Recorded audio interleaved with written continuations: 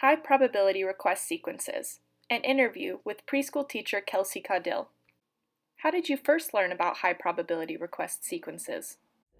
My friend was actually getting her ABA and I was helping her with her work, and so that was one of her things that she was going over, so I just learned about it when I was helping her and I looked into it from there.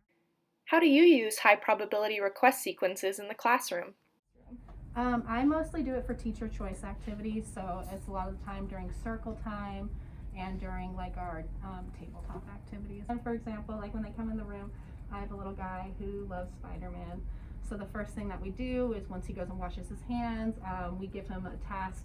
So he comes and matches where he needs to sit. We give him a little shape, and then we have a little Spider-Man activity there for him to do. So just stuff like that, what they're interested in, just to get them to transition from where they're playing to where the teacher-led activity is that they might not want to go to so much. What are some of the benefits of using high probability request sequences? I think like the biggest benefit I've noticed is just less stressful in the environment. For sure. I feel like it's not like a battle if the kid wants to go and do something. So I feel like it just brings down a lot of the stress. The kids aren't as distressed when they're transitioning, when it's something that they like.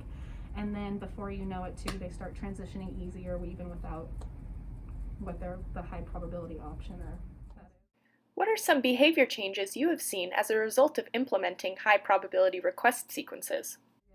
Definitely less distress. I think that's the number one, just especially after a while when you start taking away or just like limiting the number of things that you give them that they're more likely to do. You just see less stress as they're transitioning because they're going to the table thinking it's going to be something they like. Yeah. First of all, more engaged in the activity too is what I noticed. When you give them something they want to do right away, they're way more hands-on when you move on to the next thing that they might not want to do as much, for sure. Less defiant. I definitely see them being less defiant, just less of telling me no, things like that, and less escape attempts. So I don't have as many kids like trying to those kids that I'm using it on, I don't have them trying to go under the table as much, trying to get away from me, things like that. Awesome. What makes this strategy easy to implement in the classroom? But I think it's easier because they become more independent with transitioning, and transitioning is such a huge thing in preschool as is.